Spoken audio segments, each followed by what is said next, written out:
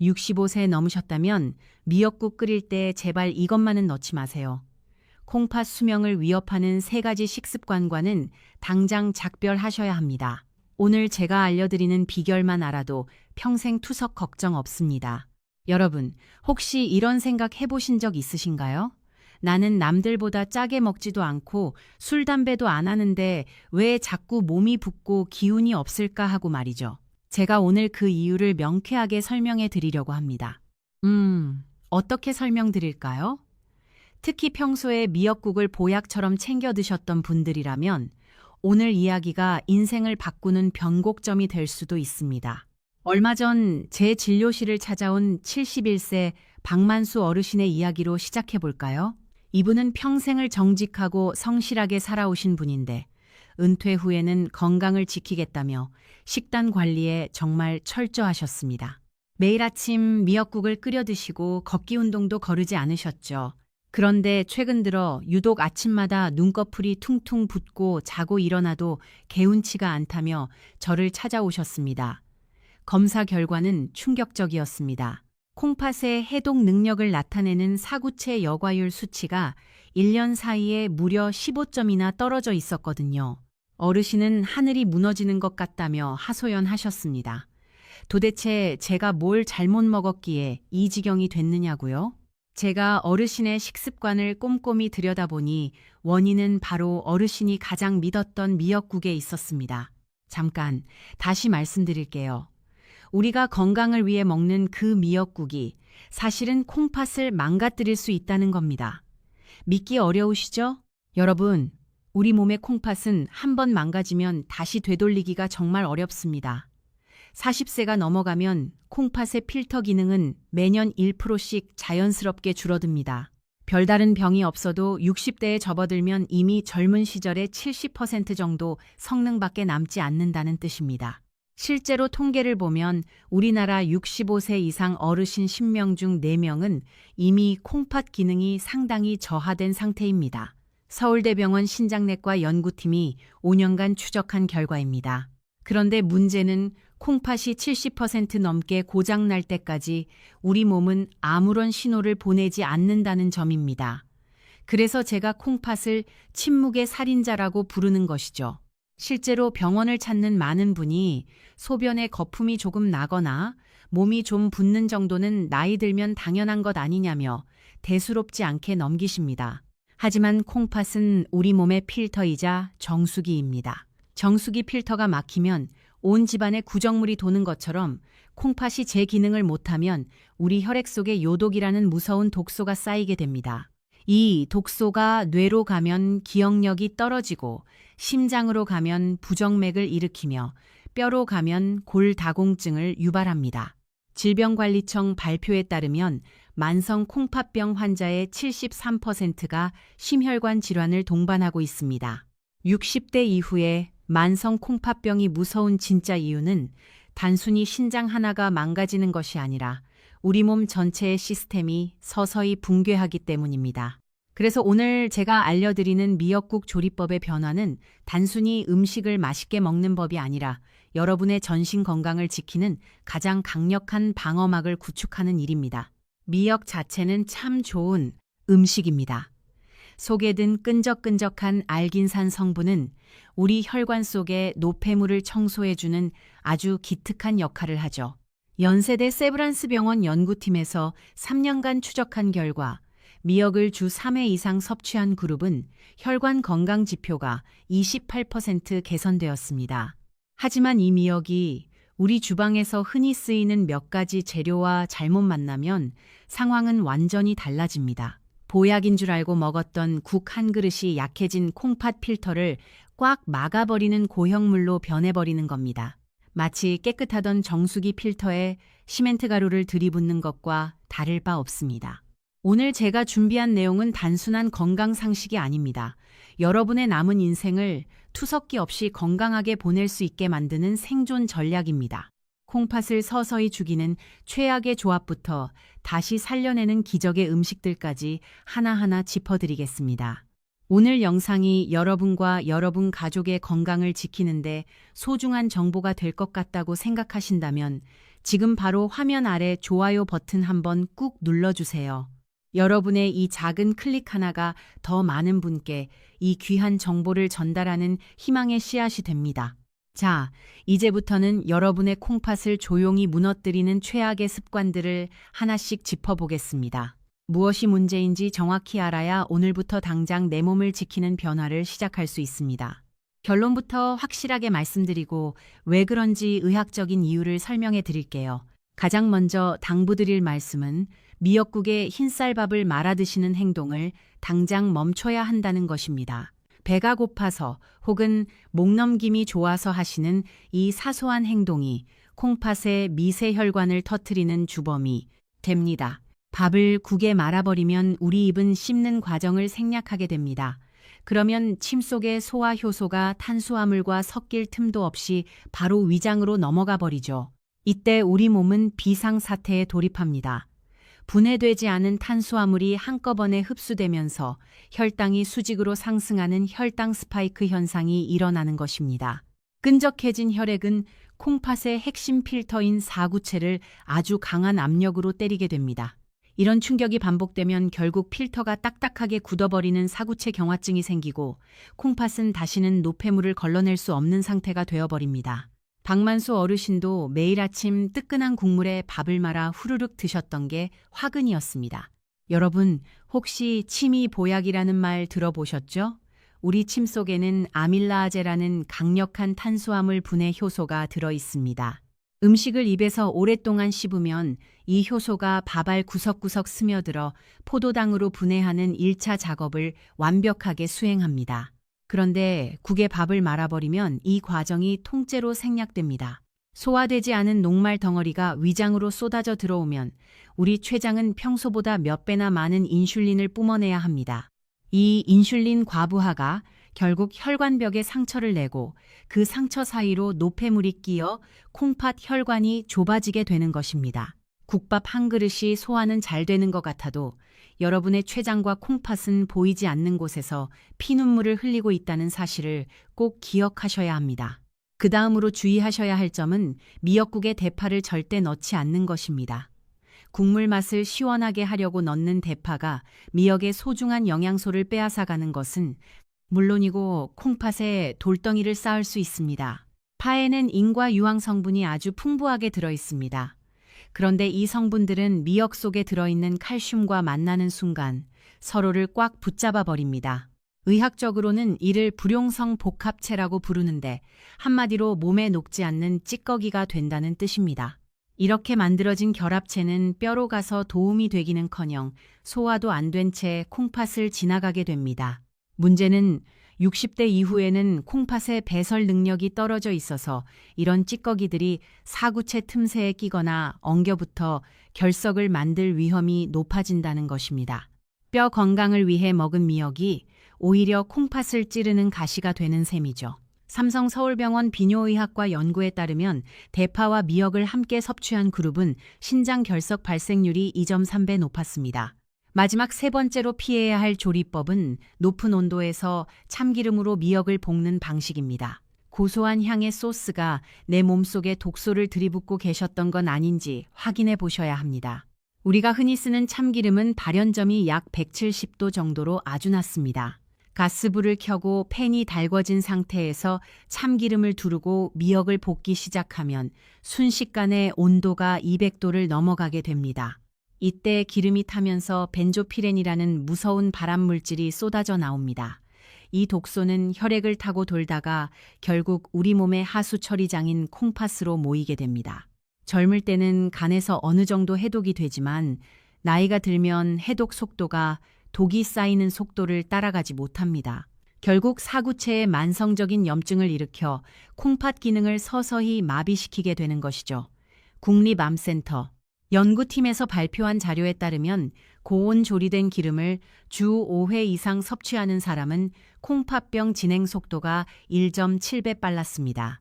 지금 말씀드린 이 세 가지만 제대로 고쳐도 여러분의 콩팥은 비로소 숨을 쉬기 시작할 것입니다. 혹시 지금까지 이렇게 드셨더라도 너무 자책하지 마세요. 지금부터라도 제대로 된 방법을 알면 충분히 지켜낼 수 있습니다. 오늘 이 이야기가 여러분의 소중한 친구나 가족에게도 꼭 필요하다고 생각되신다면 지금 바로 이 영상을 공유해 주세요. 여러분이 보내주신 영상 한 편이 누군가에게는 콩팥 건강을 지키는 생명줄이 될 수 있습니다. 따뜻한 마음으로 주변 분들의 건강도 함께 챙겨주시면 좋겠습니다. 앞서 우리가 무심했던 습관들이 얼마나 위험했는지 들으시고 많이 놀라셨을 겁니다. 하지만 너무 걱정하지 마세요. 지금부터는 반대로 막힌 혈관은 시원하게 뚫어주고 지친 콩팥에 활기를 불어넣어줄 최고의 궁합들을 하나씩 알려드리겠습니다. 위험한 것을 피하는 것만큼이나 좋은 것을 제대로 채워 넣는 것이 중요하니까요. 먼저 여러분께 강력하게 권해드리는 최고의 조합은 미역국에 고기 대신 두부를 듬뿍 넣는 것입니다. 이것은 콩팥 건강을 위한 황금 열쇠라고 해도 과언이 아닙니다. 왜냐하면 두부의 사포닌 성분이 미역의 요오드 성분과 만나 우리 몸의 영양 균형을 완벽하게 맞춰주기 때문입니다. 보통 미역을 너무 많이 먹으면 요오드 과잉을 걱정할 수 있는데 두부가 이를 중화해주는 천연 조절 역할을 합니다. 또한 60대 이후에는 단백질 섭취가 꼭 필요한데 고기 같은 동물성 단백질은 분해 과정에서 콩팥에 큰 부담을 주는 노폐물을 많이 만들어냅니다. 반면 두부의 식물성 단백질은 콩팥 필터에 주는 스트레스가 훨씬 적으면서도 손상된 사구체 세포를 재생하는 데 필요한 필수 아미노산을 가득 담고 있습니다. 서울아산병원 신장내과에서 2년간 추적 연구한 결과 하루 두부 반모를 섭취한 그룹은 동물성 단백질 위주로 먹은 그룹보다 사구체 여과율 감소 속도가 42% 느렸습니다. 그 다음으로는 미역 요리를 드실 때 고등어나 연어 같은 등푸른 생선을 꼭 곁들이시라는 것입니다. 겉절이에 생선 한 토막을 올리는 것만으로도 여러분의 콩팥은 염증으로부터 자유로워질 수 있습니다. 등푸른 생선의 풍부한 오메가3 지방산은 콩팥에 생기는 만성 염증을 끄는 천연 소화기 역할을 합니다. 60세가 넘으면 우리 콩팥 곳곳에서는 미세한 염증이 계속 일어나는데 이를 방치하면 사구체가 딱딱하게 굳어버립니다. 오메가3는 이 염증 반응을 차단하고 신장으로 가는 혈관을 부드럽게 확장해 혈액순환을 돕습니다. 여기에 한 가지 더 놀라운 사실이 있습니다. 미역에는 알긴산 외에도 후코이단이라는 아주 귀한 성분이 들어 있습니다. 이 후코이단은 우리 몸의 면역세포를 활성화하고 혈액이 엉기는 것을 막아주는 천연 항응고제 역할을 합니다. 등푸른 생선의 오메가3와 이 후코이단이 만나면 혈액의 점도가 낮아지면서 아주 가느다란 콩팥 사구체 혈관 속까지 피가 막힘없이 흐르게 됩니다. 마치 고속도로의 정체가 풀리는 것처럼 말이죠. 신선한 생선 한 토막을 곁들이는 것만으로도 여러분은 고가의 혈액순환제보다 훨씬 값진 보약을 드시는 셈입니다. 하버드 의대 연구팀이 15년간 추적한 결과 오메가3를 주 3회 이상 섭취한 사람은 콩팥병 발생률이 37% 낮았습니다.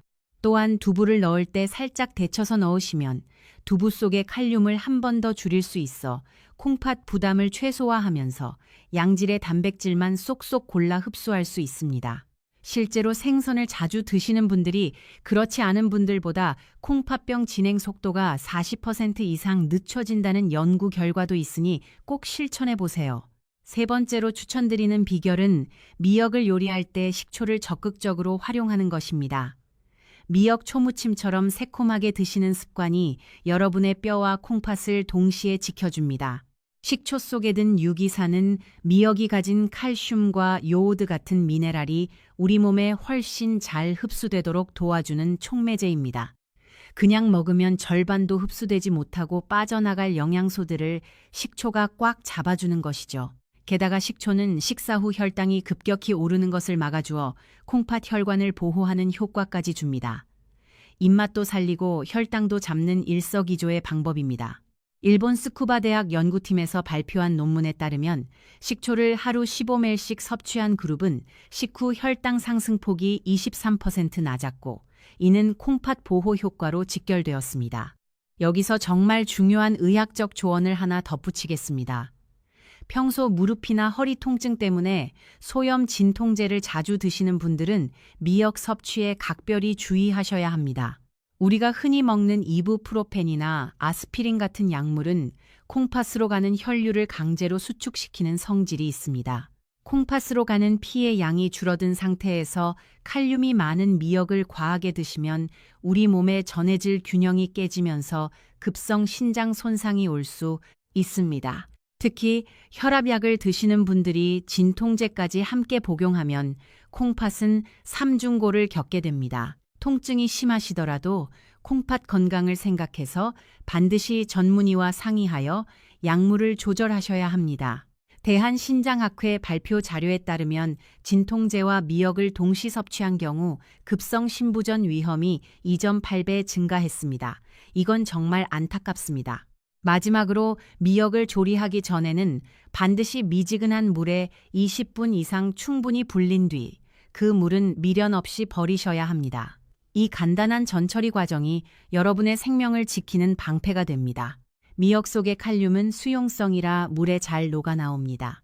심장 기능이 약해진 상태에서 칼륨을 과하게 섭취하면 심장에 무리가 갈 수 있는데 이렇게 물에 담가두는 것만으로도 칼륨 함량을 30% 이상 줄일 수 있습니다. 귀찮으시더라도 이 과정은 절대 생략하지 마세요. 오늘 알려드린 이 기적의 조합들을 박만수 어르신께도 그대로 처방해드렸습니다. 두부 미역국과 생선 위주의 식단으로 바꾸신 결과가 어땠을지는 잠시 후에 자세히 들려드릴게요. 오늘 내용이 정말 유익하셨다면 구독 버튼과 알림 설정 버튼을 꼭 눌러주세요. 여러분의 구독이 제가 더 정확하고 깊이 있는 건강 정보를 준비하는데 가장 큰 원동력이 됩니다. 이제 박만수 어르신이 콩팥 건강을 되찾기 위해 실제로 매일 지키고 계신 하루 일과를 소개해 드리겠습니다. 여러분도 이 시간표를 기억해 두셨다가 내일부터 당장 일상에 적용해 보세요. 아주 작은 차이가 여러분의 콩팥 수명을 결정짓습니다.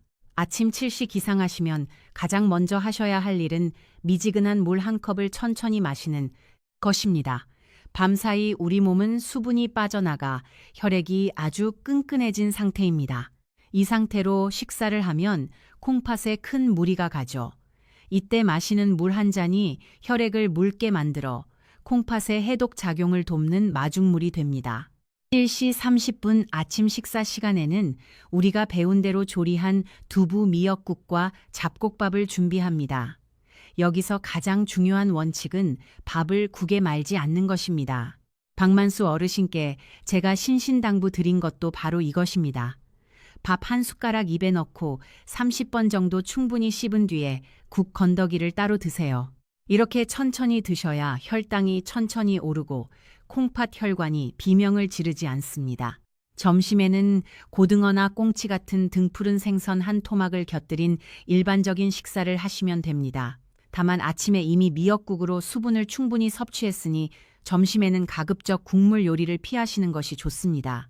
간식으로는 콩팥에 부담을 주는 바나나 포도 대신 사과 반쪽이나 블루베리 한 줌을 추천합니다.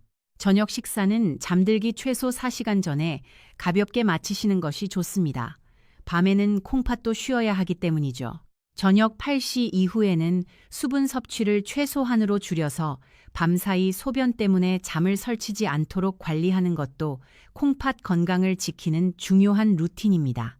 이렇게 생활하시면서 여러분이 가장 자주 묻는 질문 3가지를 제가 명쾌하게 정리해 드릴게요. 첫 번째 질문입니다. 미역국은 하루에 얼마나 먹어도 되나요? 하는 질문입니다. 신장 기능이 정상인 분들은 하루 한 그릇 정도는 아주 훌륭한 보약입니다. 하지만 이미 사구체 여과율이 60점 아래로 떨어진 분들이라면 하루 한 그릇 이하로 드시되 국물보다는 건더기 위주로 드시는 것이 안전합니다. 국물에는 콩팥이 싫어하는 나트륨과 칼륨이 녹아있기 때문입니다. 두 번째 질문은 미역 대신 김이나 다시마는 어떠냐 하는 것입니다. 다시마는 미역보다 요오드가 훨씬 많아서 갑상선이 약한 분들은 주의하셔야 합니다. 김은 단백질이 풍부해서 좋지만 조미김은 나트륨 함량이 너무 높습니다. 신장을 생각한다면 아무것도 바르지 않고 살짝 구운 무조미김을 하루 서너 장 정도만 드시는 것이 가장 좋습니다. 세 번째로 이미 콩팥병 3단계나 4단계 진단을 받은 분들도 미역을 먹어도 되는지 물으십니다. 4단계에 계신 분들은 미역의 칼륨 성분이 심장에 무리를 줄 수 있어서 아주 위험할 수 있습니다. 반드시 담당 주치의와 상의해서 양을 조절하셔야 하며 제가 알려드린 전처리 과정을 거친 뒤 아주 적은 양만 드셔야 합니다. 마지막으로 내 콩팥이 보내는 위험 신호를 구별하는 법을 알려드리겠습니다. 소변에 거품이 난다고 해서 무조건 겁먹으실 필요는 없습니다. 하지만 거품이 5분 이상 사라지지 않고 비누 거품처럼 빽빽하게 쌓여 있다면 그것은 단백뇨일 가능성이 큽니다. 또 아침에 눈꺼풀이 붓거나 종아리를 눌렀을 때 쏙 들어가서 나오지 않는 부종이 있다면 지체 말고 병원을 찾으셔야 합니다. 병원에 가시면 크레아티닌 검사만 하지 마시고 시스타틴 C라는 검사도 함께 해달라고 말씀하세요. 어르신들은 근육량이 적어서 일반 검사로는 콩팥 기능이 정상처럼 보일 수 있는데 시스타틴 C 검사는 근육량과 상관없이 아주 정확하게 여러분의 콩팥 점수를 알려줍니다. 추가로 집에서 간단히 해볼 수 있는 콩팥 건강자가 진단법을 하나 더 알려드릴게요. 저녁에 자기 전 종아리 앞쪽 뼈 부분을 검지로 5초 정도 꾹 눌러보세요. 손가락을 뗐을 때 누른 자국이 바로 올라오지 않고 움푹 들어간 상태가 3초 이상 유지된다면 그것은 체내의 수분과 노폐물이 배출되지 못하고 쌓여 있다는 강력한 신호입니다. 이런 증상이 자주 나타난다면 미역국을 드실 때 국물을 절반으로 줄이고 오늘 배운 두부와 식초를 더 적극적으로 활용하셔야 합니다. 또한 콩팥이 약하신 분들은 소금 대신 들깨가루나 멸치가루를 활용해 감칠맛을 내보세요. 나트륨 섭취는 줄이면서도 미역국의 풍미를 살려 콩팥에 가해지는 압력을 획기적으로 낮출 수 있습니다. 오늘 배운 이 일과표를 박만수 어르신처럼 지금 당장 실천해 보실 분들은 댓글창에 실천이라는 2글자를 남겨주세요. 여러분이 남기신 그 다짐이 건강한 100세를 향한 첫걸음이 될 것입니다. 댓글을 남기신 다른 분들과 서로 응원의 메시지를 나누며 함께 건강한 습관을 만들어가 보시기 바랍니다. 자, 여러분 혹시 이런 궁금증 있으셨을 겁니다. 미역국 말고 다른 음식들은 어떨까요? 콩팥에 좋다는 음식들이 정말 많은데 어떤 걸 믿어야 할까요? 지금부터 제가 30년 임상 경험을 바탕으로 콩팥을 망가뜨리는 최악의 음식 5가지와 반대로 콩팥을 되살리는 기적의 음식 5가지를 정확하게 짚어드리겠습니다. 먼저 절대 피해야 할 음식들부터 말씀드리겠습니다. 첫 번째는 라면입니다. 놀라셨죠? 하지만 이건 정말 심각합니다. 라면 한 봉지에는 나트륨이 무려 20mg 가까이 들어 있습니다. 이는 세계보건기구 WHO가 권장하는 하루 나트륨 섭취량의 거의 전부입니다. 나트륨은 콩팥의 천적입니다. 나트륨이 몸에 많이 들어오면 우리 몸은 이를 희석하려고 물을 붙잡아 둡니다. 그러면 혈액량이 늘어나고 혈압이 올라가죠. 높아진 혈압은 콩팥의 미세혈관을 끊임없이 때립니다. 서울대병원 연구팀이 발표한 자료에 따르면 일주일에 라면을 3회 이상 먹는 사람은 그렇지 않은 사람보다 고혈압 발생률이 2.1배 높았고 콩팥 기능 저하 속도가 1.8배 빨랐습니다. 특히 문제는 라면을 끓일 때 국물까지 다 마시는 습관입니다. 라면 국물에는 면보다 훨씬 많은 나트륨이 녹아 있거든요. 제가 진료실에서 만난 68세 이영숙 어머님이 계십니다. 이분은 혼자 사시면서 거의 매일 점심으로 라면을 드셨어요. 간편하고 맛있으니까요. 그런데 어느 날 갑자기 다리가 너무 부어서 신발을 신을 수가 없다며 응급실로 오셨습니다. 검사를 해보니 사구체 여과율이 35점까지 떨어져 있었고 혈압은 180까지 올라가 있었습니다. 제가 식습관을 여쭤보니 라면을 거의 매일 드셨다고 하시더라고요. 그때부터 라면을 완전히 끊으시고 집에서 직접 끓인 음식으로 바꾸셨습니다. 6개월 후 사구체 여과율이 48점으로 올라왔고 혈압도 정상 범위로 돌아왔습니다. 두 번째로 피해야 할 음식은 젓갈류입니다. 새우젓, 멸치젓, 명란젓 같은 것들이죠. 이것들은 나트륨 덩어리라고 보시면 됩니다. 젓갈 한 숟가락에는 나트륨이 500mg 이상 들어 있습니다. 밥 한 공기에 젓갈 몇 숟가락만 먹어도 하루 나트륨 권장량을 훌쩍 넘어갑니다. 게다가 젓갈은 발효 과정에서 퓨린이라는 성분이 많이 생성됩니다. 이 퓨린은 우리 몸에서 요산으로 바뀌는데 요산이 많아지면 통풍도 생기고 콩팥에도 결정체가 쌓여 사구체를 막습니다. 대한신장학회 연구에 따르면 젓갈을 주 3회 이상 섭취하는 사람은 요산성 신장병 발생률이 2.7배 높았습니다. 세 번째는 가공육입니다. 햄, 소시지, 베이컨 같은 것들이요. 이것들에는 아질산염이라는 보존제가 들어있습니다. 아질산염은 체내에서 니트로소아민이라는 발암물질로 바뀔 수 있고 콩팥 세포에 직접적인 손상을 줍니다. 게다가 가공육에도 나트륨이 엄청나게 많습니다. 햄 2장에 나트륨 600mg, 소시지 1개에 400mg씩 들어있어요.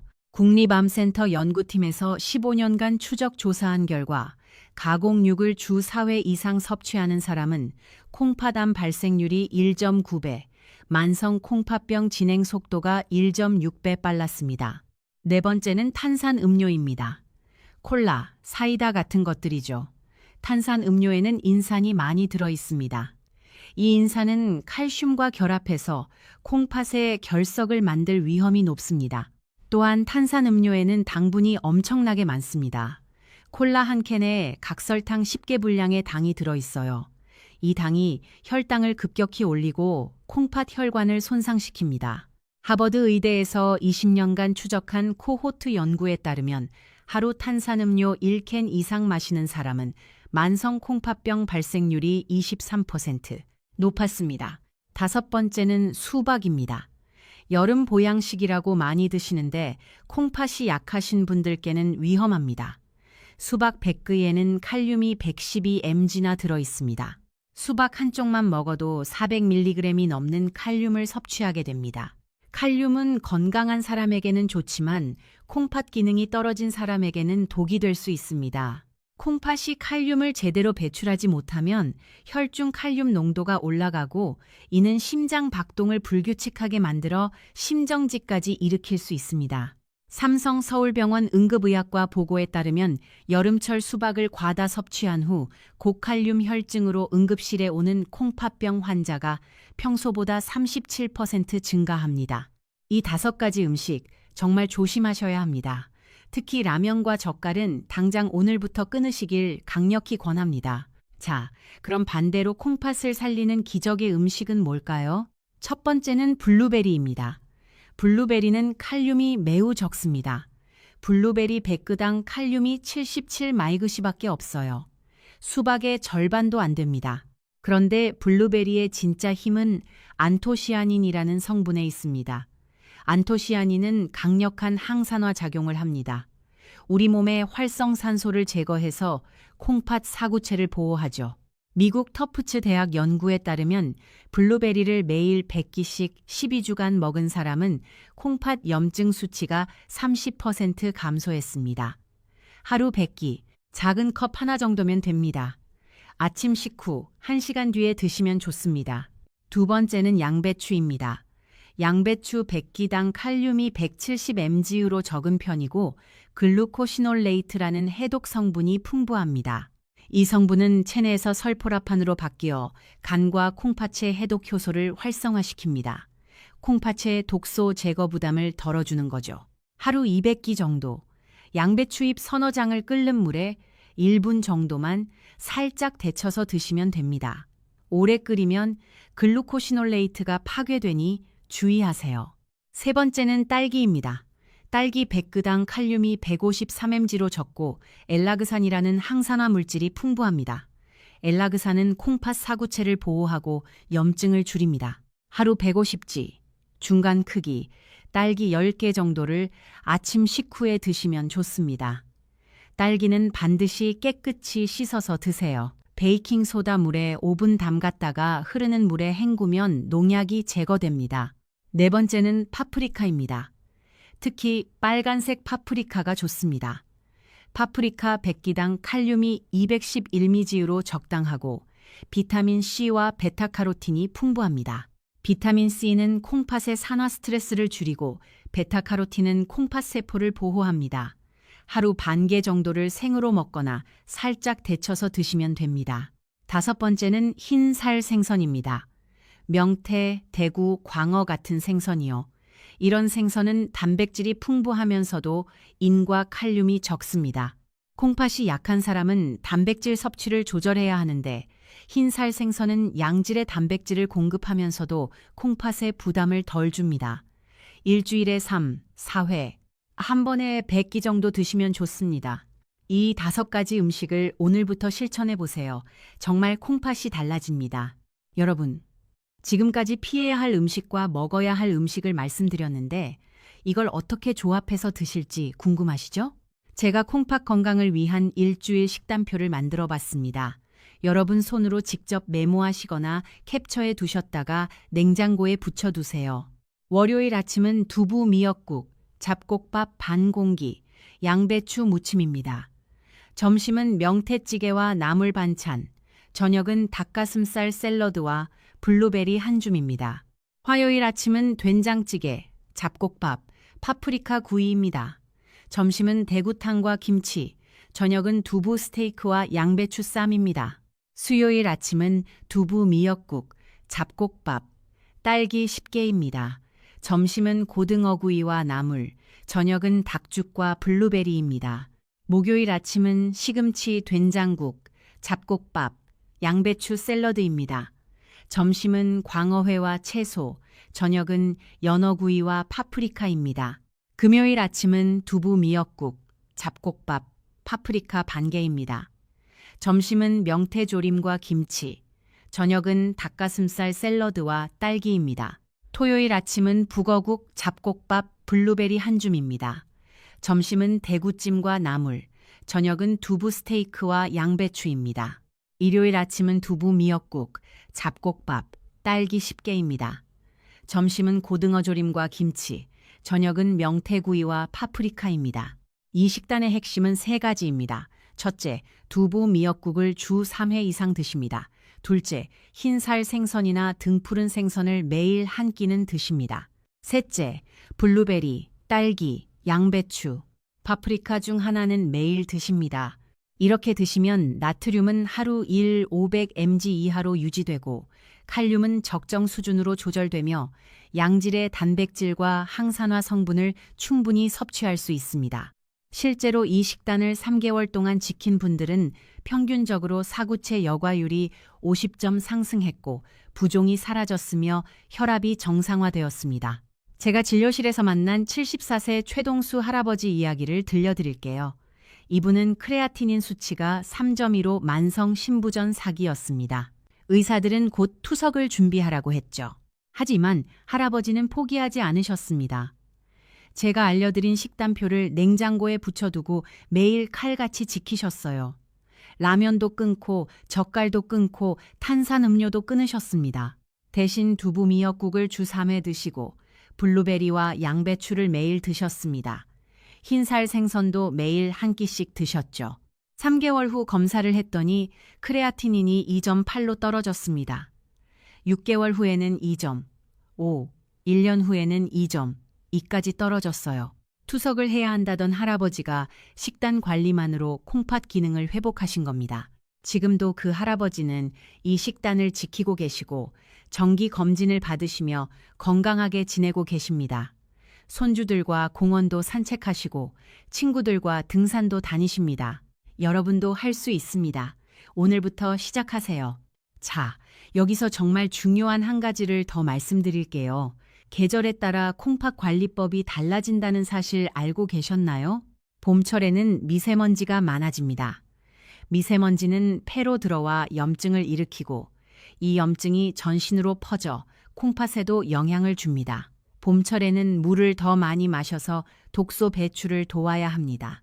하루 1.5리터 정도가 적당합니다. 여름철에는 땀을 많이 흘려 탈수가 되기 쉽습니다. 탈수되면 혈액이 끈끈해지고 콩팥에 부담이 갑니다. 여름에는 물을 자주 마시되 한 번에 많이 마시지 말고 조금씩 자주 마시세요. 30분마다 물 한 컵씩이 좋습니다. 가을철에는 일교차가 큽니다. 아침 저녁으로 기온이 떨어지면 혈관이 수축하고 혈압이 올라갑니다. 콩팥도 영향을 받죠. 가을에는 보온에 신경 쓰시고 아침에 일어나자마자 따뜻한 물 한 잔을 드세요. 겨울철에는 추위 때문에 활동량이 줄어듭니다. 움직임이 적으면 혈액순환이 나빠지고 콩팥 기능도 떨어집니다. 겨울에는 실내에서라도 가벼운 스트레칭을 하루 3번, 한 번에 10분씩 하세요. 또 한 가지, 명절 때 조심하셔야 합니다. 명절 음식은 대부분 나트륨과 당이 많습니다. 송편, 떡국, 전, 나물 모두 간이 세죠. 명절 기간에는 평소보다 음식 섭취량을 30% 줄이시고 물을 더 많이 마시세요. 명절 후에는 콩팥병 환자 응급실 방문이 평소보다 47% 증가한다는 통계가 있습니다. 그만큼 조심해야 한다는 뜻입니다. 마지막으로 여러분이 꼭 알아야 할 콩팥 응급 상황 신호를 알려드리겠습니다. 이런 증상이 나타나면 즉시 병원에 가셔야 합니다. 첫째, 소변량이 갑자기 줄어들면서 하루 500ml 이하가 되는 경우입니다.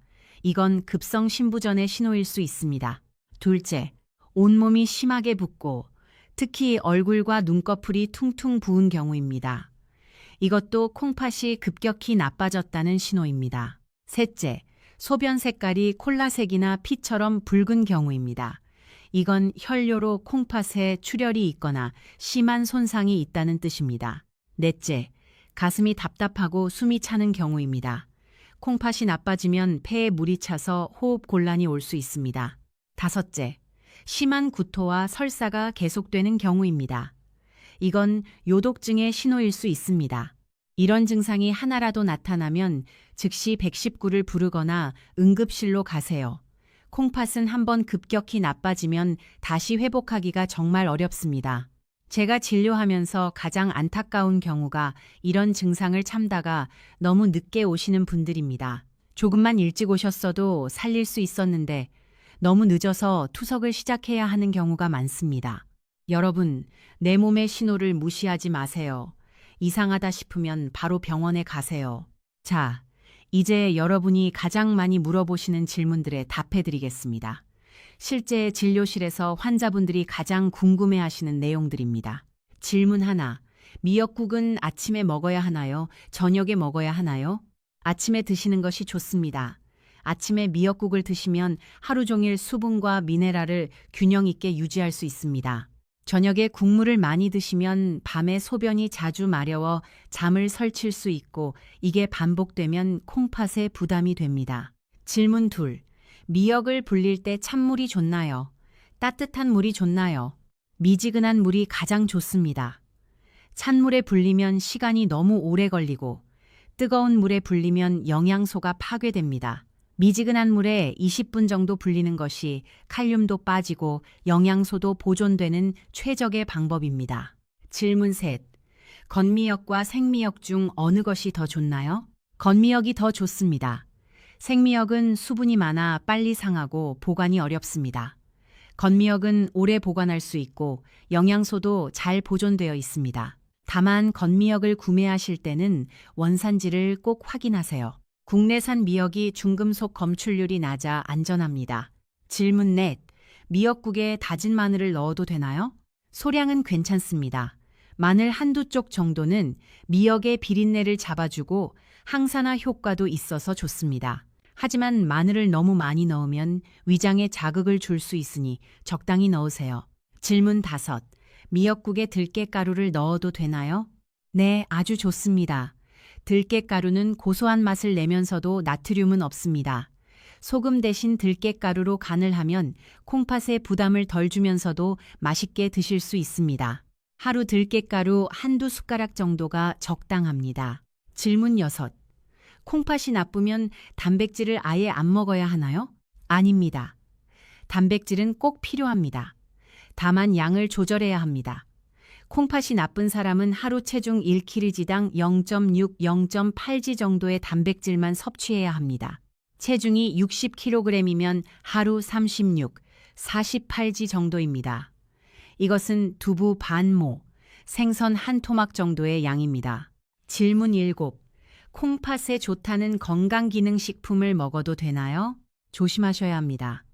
건강기능식품 중에는 비타민 D, 오메가3 같은 것은 괜찮지만 고농도 비타민 C나 칼슘 보충제는 콩팥의 결석을 만들 위험이 있습니다.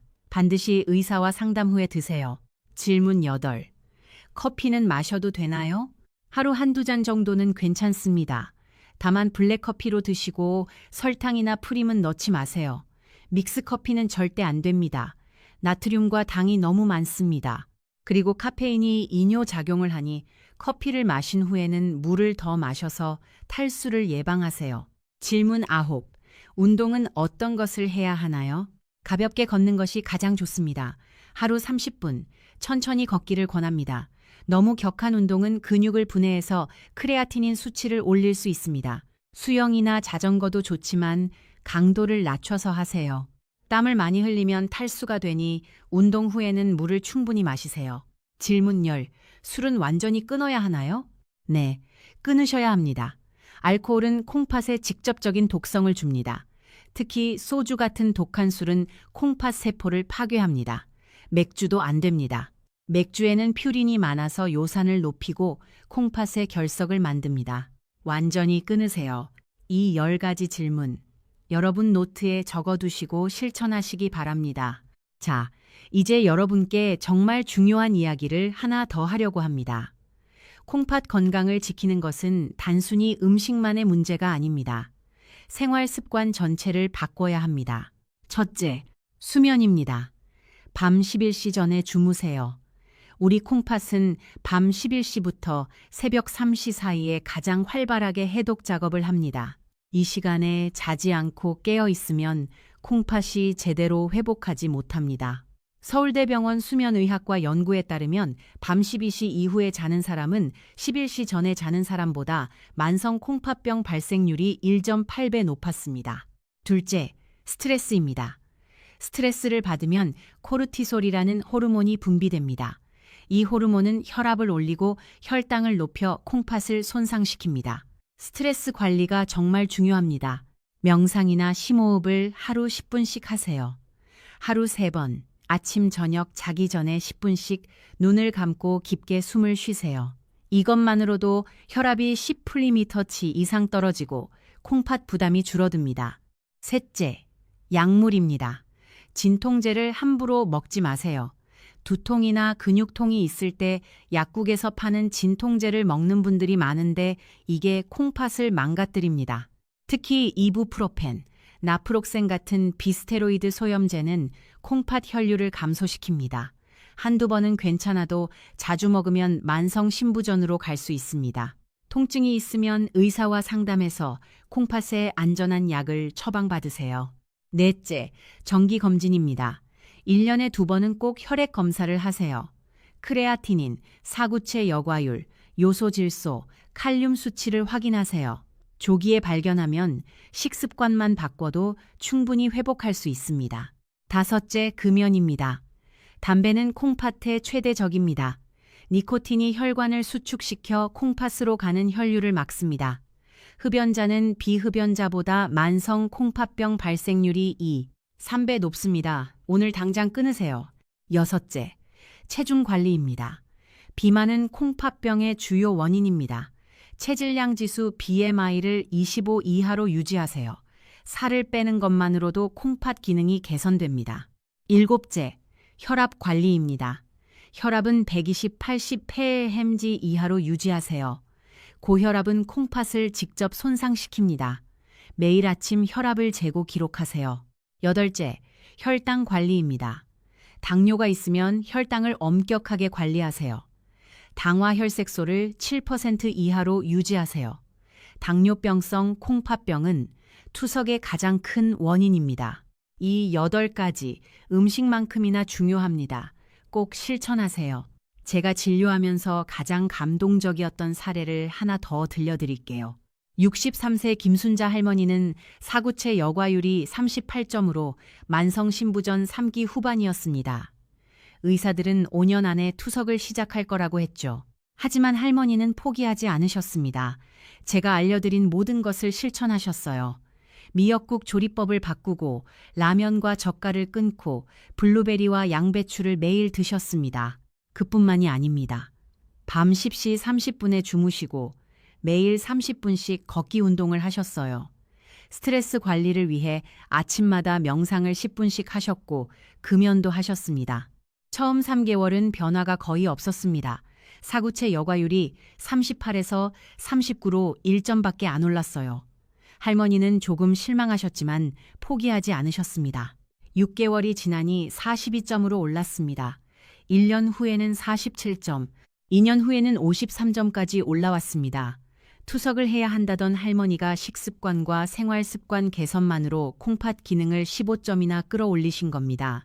지금 할머니는 67세이십니다. 4년이 지났지만 투석은커녕 콩팥 기능이 55점으로 안정적으로 유지되고 계십니다. 손주들과 여행도 다니시고 친구들과 등산도 다니십니다. 할머니는 제게 이렇게 말씀하셨습니다. 선생님, 처음엔 믿지 않았어요. 음식만 바꿔서 뭐가 달라지겠어 했죠. 하지만 하루하루 실천하다 보니 정말 몸이 달라지더라고요. 지금은 10년 전보다 더 건강합니다. 여러분도 할 수 있습니다. 나이는 숫자에 불과합니다. 60세든 70세든 80세든 지금부터 시작하면 됩니다.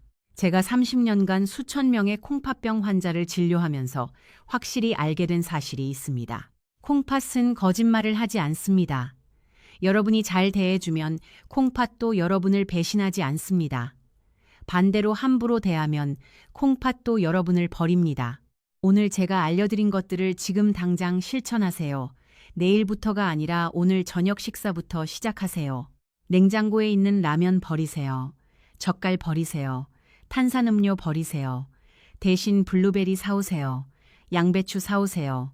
두부 사오세요. 오늘 밤 11시 전에 주무세요. 내일 아침 일어나서 물 한 잔 드세요. 아침 식사로 두부 미역국 끓여 드세요. 밥은 국에 말지 말고 30번 씹어서 드세요. 이렇게 하루하루 실천하다 보면 한 달 후 여러분의 몸이 달라져 있을 겁니다. 3개월 후에는 혈액 검사 수치가 달라져 있을 겁니다. 1년 후에는 완전히 다른 사람이 되어 있을 겁니다. 우리 함께 건강해집시다. 우리 모두가 투석 없이 손주들과 행복하게 살 수 있습니다. 자식들에게 짐이 되지 않고 당당하게 살 수 있습니다. 여러분은 그럴 자격이 있습니다. 여러분은 충분히 건강해질 수 있습니다. 자, 이제 오늘 배운 모든 내용을 정리해 드리겠습니다. 60분간 정말 많은 이야기를 나눴는데 핵심만 딱딱 짚어드릴게요. 손으로 메모하시거나 캡처해 두세요. 첫 번째, 미역국 조리법입니다. 절대 하지 말아야 할 것 3가지. 하나, 국에 밥을 말지 마세요. 혈당 스파이크가 일어나 콩팥 혈관을 터뜨립니다. 둘, 대파를 넣지 마세요. 미역의 칼슘과 결합해 콩팥의 결석을 만듭니다. 셋, 참기름에 볶지 마세요. 벤조피렌이 생성되어 콩팥 세포를 손상시킵니다. 반드시 해야 할 것 3가지. 하나, 두부를 듬뿍 넣으세요. 식물성 단백질이 콩팥에 부담을 덜 줍니다. 둘, 미역을 미지근한 물에 20분 불려 칼륨을 제거하세요. 셋, 식초를 활용해 미네랄 흡수를 높이세요. 두 번째, 절대 피해야 할 음식 5가지. 첫째, 라면. 나트륨 덩어리입니다. 일주일에 3회 이상 먹으면 콩팥병 진행 속도가 1.8배 빠릅니다. 둘째, 젓갈. 퓨린이 많아 요산성 신장병 위험이 2.7배 높아집니다. 셋째, 가공육. 아질산염이 콩팥 세포를 직접 손상시킵니다. 넷째, 탄산음료. 인산이 결석을 만들고 당이 혈관을 손상시킵니다. 다섯째, 수박. 칼륨이 많아 고칼륨 혈증으로 심장마비를 일으킬 수 있습니다. 세 번째, 꼭 먹어야 할 기적의 음식 5가지. 첫째, 블루베리. 안토시아닌이 콩팥 염증을 30% 줄입니다. 하루 100끼씩 드세요. 둘째, 양배추. 글루코시놀레이트가 해독을 돕습니다. 하루 200끼씩 데쳐서 드세요. 셋째, 딸기. 엘라그산이 사구체를 보호합니다. 하루 150g씩 드세요. 넷째, 파프리카.